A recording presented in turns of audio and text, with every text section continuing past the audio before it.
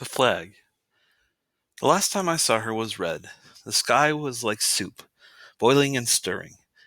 In some places it was burned. There were black crumbs and pepper streaked across the redness. Earlier, kids had been playing hopscotch there on the street that looked like oil-stained pages. When I arrived, I could still hear the echoes, the feet tapping the road, the children voices laughing, and the smiles like salt, but decaying fast. Then, bombs. This time, everything was too late. The sirens, the cuckoo shrieks in the radio, all too late. Within minutes, mounds of concrete and earth were stacked and piled. The streets were ruptured veins. Blood streamed till it was dried on the road, and the bodies were stuck there, like driftwood after the flood. They were glued down, every last one of them, a packet of souls. Was it fate? Misfortune? Is that what glued them down like that? Of course not. Let's not be stupid. It probably had more to do with the hurled bombs, thrown down by humans hiding in the clouds. Yes, the sky was now a devastating home-cooked red. The small German town had been flung apart one more time.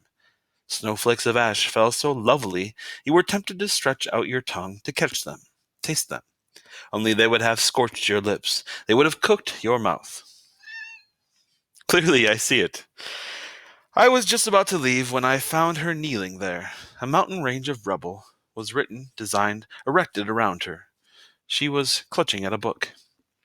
Apart from everything else, the book thief wanted desperately to go back to the basement, to write or to read through her story one last time. In hindsight, I see it so obviously on her face.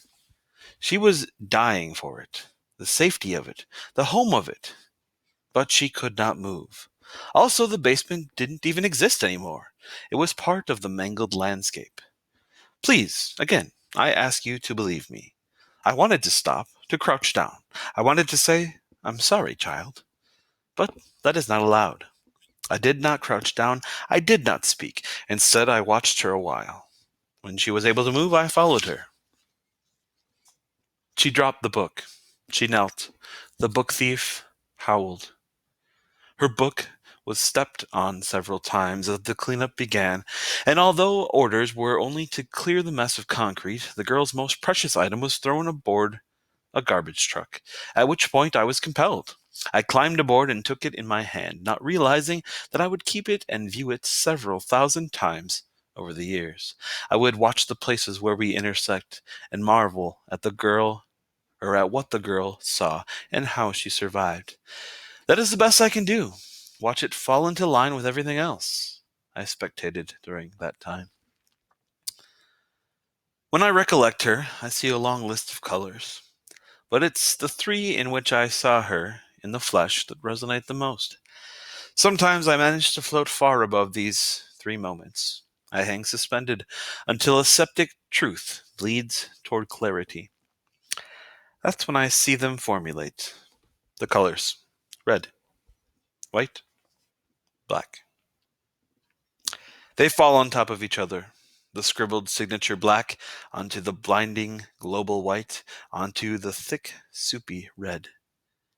Yes, often I'm reminded of her, and in one of my vast array of pockets I have kept her story to retell. It is one of a small legion I carry, each one extraordinary in its own right, each one an attempt, an immense leap of an attempt, to prove to me that you and your human existence are worth it.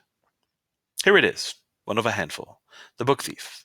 If you feel like it, come with me. I will tell you a story. I'll show you something. So that is the prologue.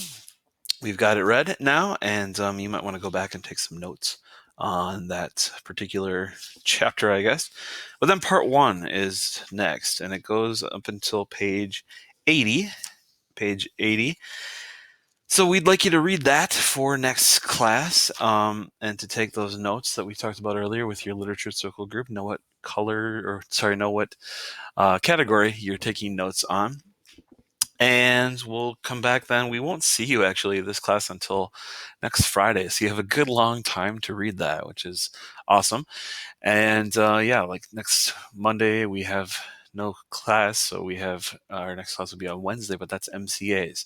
So I would actually bring this book to the MCAs with you. You'll probably finish with some time to spare, and it might be a good chance to do some reading.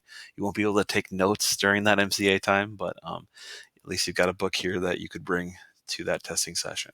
So that's all I'll say, and hopefully you have a nice long weekend. We'll see you next week, a week from today.